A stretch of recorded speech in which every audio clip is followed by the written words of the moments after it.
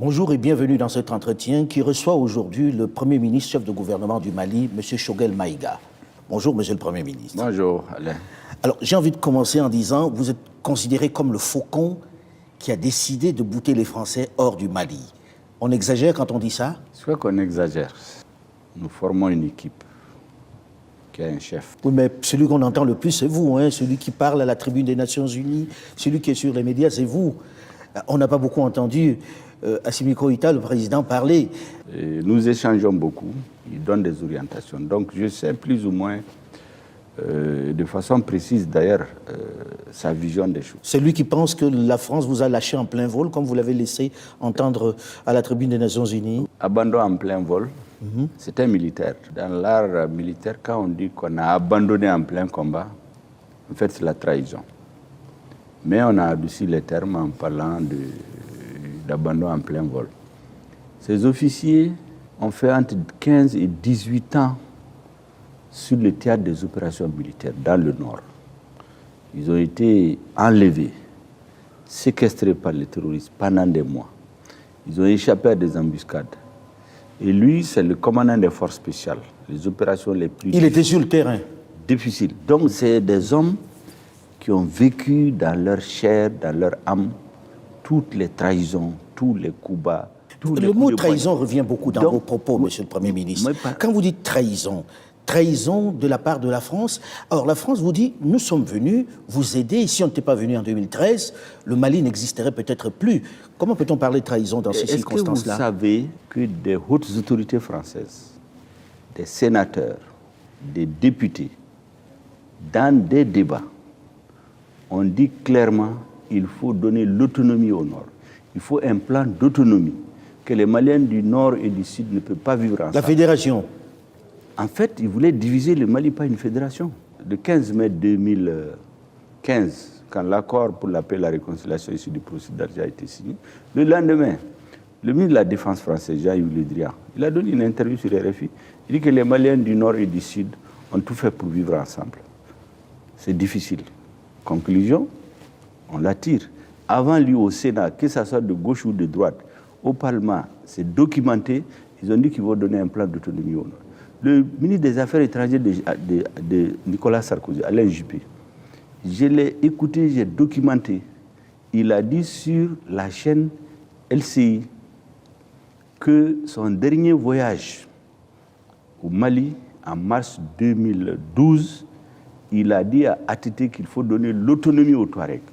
Des chefs indépendantistes ont dit que c'est la France qui leur a promis de diviser le Mali pour faire un État.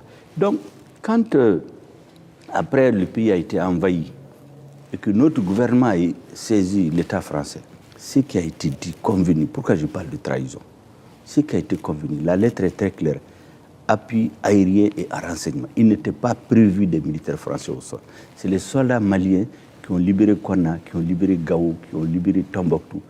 Arrivé à Néfis, c'est l'armée française qui leur a barré la route. C'est la mer des... C'est réel ça que l'armée française a empêché d'entrer dans Kidal? C'est authentique. Avec quelle explication? Comment c'est expliqué qu'ils ne puissent pas rentrer dans une ville du Mali? Ils se sont opposés par les armes et l'ambassadeur de France qui était là en ce moment, il s'appelait Christian Rouillet, pour avoir dit à son gouvernement, vous êtes en train de faire une faute. Ceux que vous soutenez ne sont pas représentatifs, ni dans la communauté touareg, ni dans la communauté. Ne vous discréditez pas avec eux. 2 jours après, on l'a relevé. Vous savez par qui on l'a remplacé? Non. Par l'officier de la DGSE, l'officier de liaison, avec les mouvements séparatistes. La Direction générale de la sécurité extérieure, les services de renseignement. C'est un officier qui vient, qui s'appelle Gilles Huberson. C'est lui qu'ils ont désigné ici comme ambassadeur. On se souvient, la liesse populaire ici, lorsque François Hollande, alors président, est venu ici, où on le remerciait pour avoir sauvé le Mali. 9 ans après, qu'est-ce qui s'est passé pour qu'on demande à l'armée française de partir dans la rue, partout, les politiques? Non, parce que ce jour-là, les Maliens ont crié à la sincérité des dirigeants français.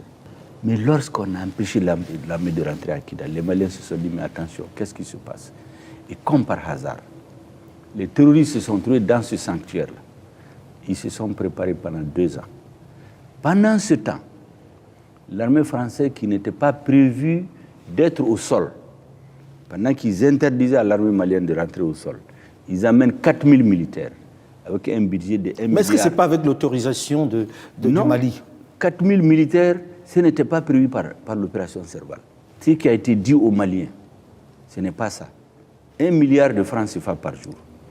Tout le reste est venu de ça. Est-ce que vous savez qu'Assimi Goïta, pour la petite histoire, fait partie des officiers qui ont été bloqués à la porte de Kidal? Ah. Les unités spéciales, ils ont pris un EFIS. Ils s'apprêtaient à donner l'assaut sur Kidal.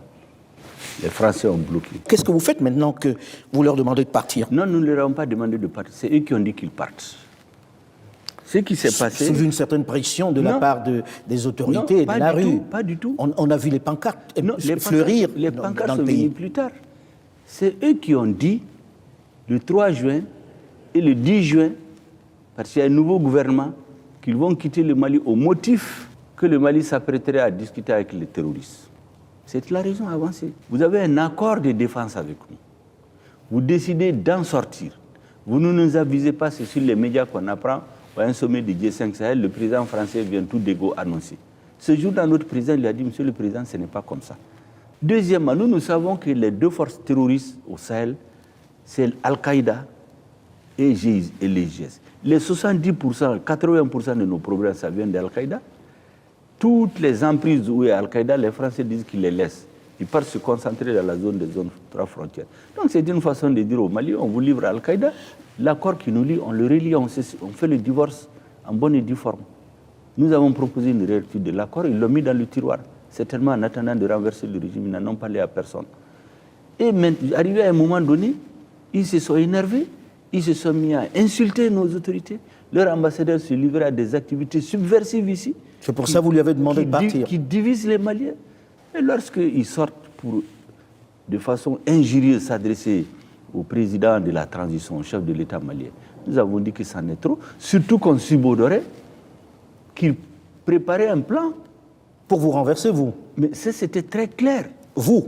C'est renverser le gouvernement, toutes les manœuvres qui se faisaient. C'est pour renverser tous ces discours-là, ce gouvernement illégitime issu de 2 coups d'État. Mais il y a eu un gouvernement, le premier gouvernement de la transition, il est issu d'un coup d'État, mais ils l'ont félicité.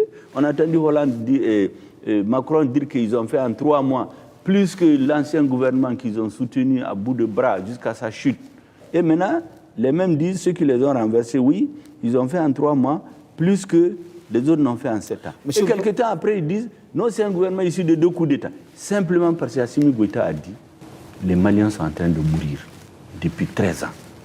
Est-ce qu'on ne va pas essayer autre chose? Nous avons décidé de diversifier nos partenaires.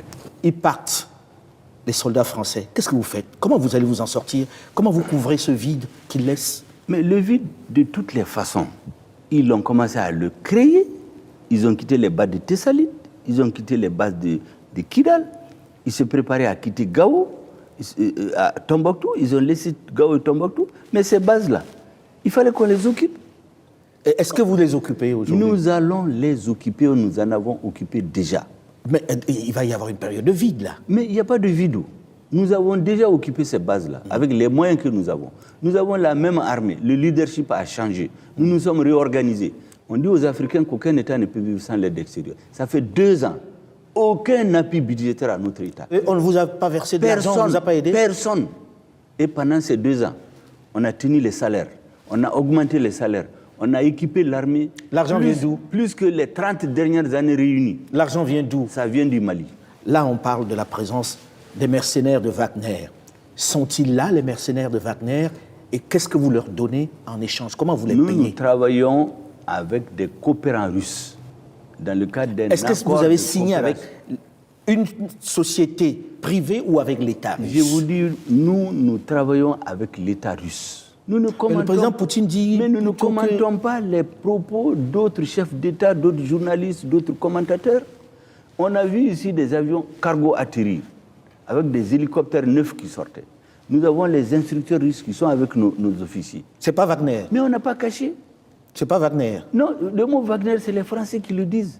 Nous, on ne connaît pas de Wagner. Qu'est-ce qui vous donne les Russes? La coopération russe. Et pas seulement les Russes, comme je vous l'ai dit. On va arriver aux Nous autres. ne sommes pas seulement avec les Russes. Il y a qui d'autre? On sait qu'ils ont des problèmes géostratégiques avec la Russie. Nous, personne ne va nous entraîner dans un combat qui n'est pas le nôtre. Nous, on cherche à sécuriser notre population. On obtient avec la Russie, qui est un partenaire stratégique depuis 1960, qui a formé 80% de nos officiers par le passé. Amadou Toumani Touré, il a fait sa formation en Russie.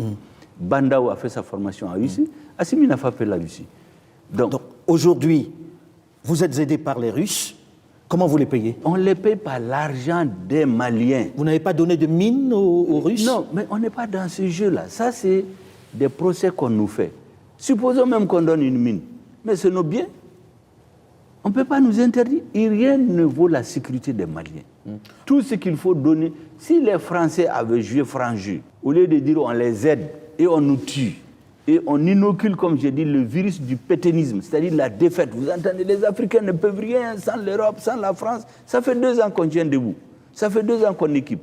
Ça fait 3 mois, nous avons préparé pendant 6 mois la grande offensive à partir du 28 décembre.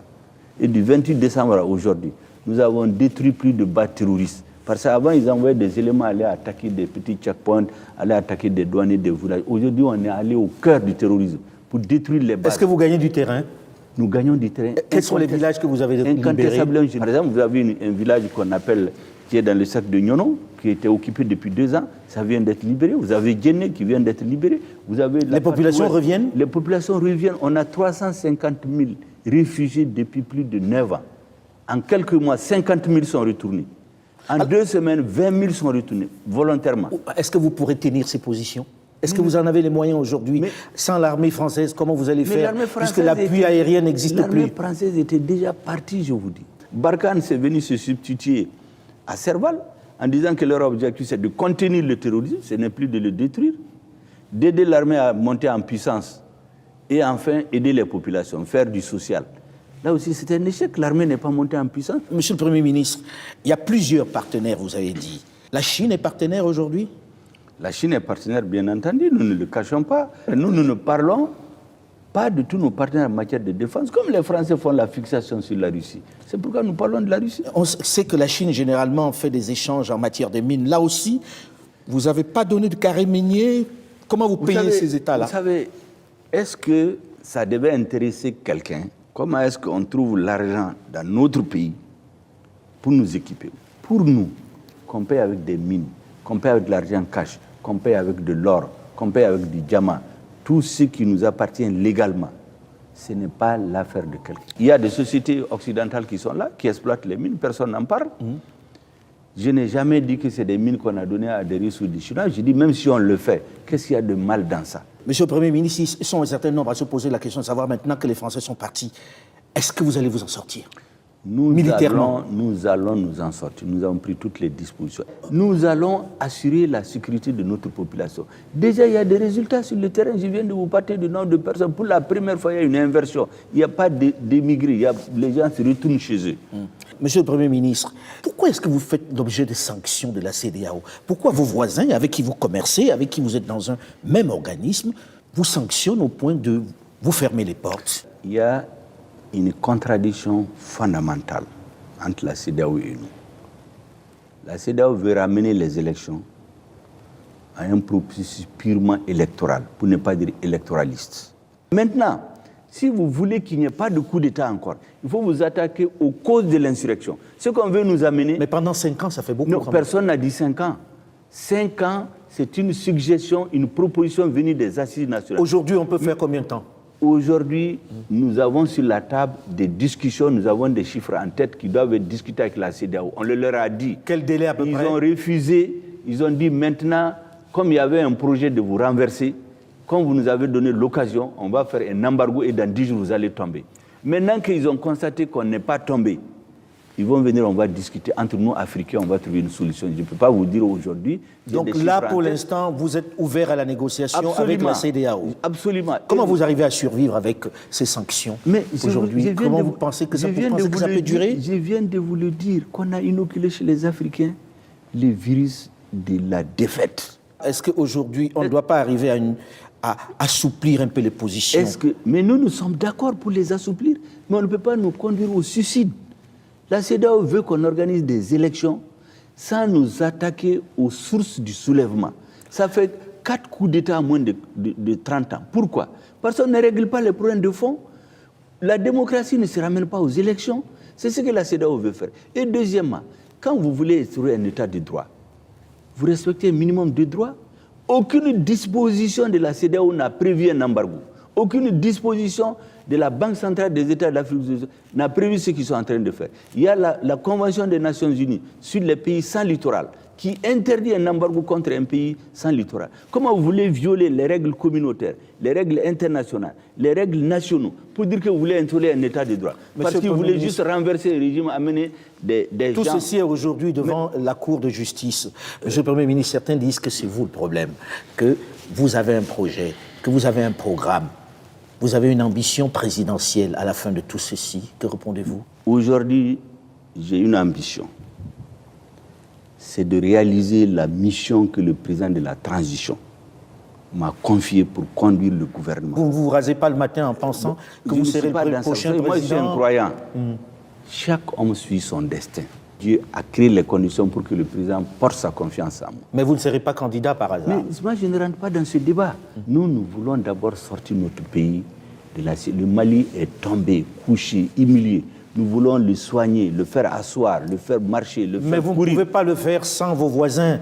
Mais nos voisins... Et vous êtes fâché avec vos voisins? Mais nos voisins, on n'est pas fâché avec eux. Ils ont compris, je crois, leur tort. Le centre de gravité de notre pouvoir, ça doit être le peuple.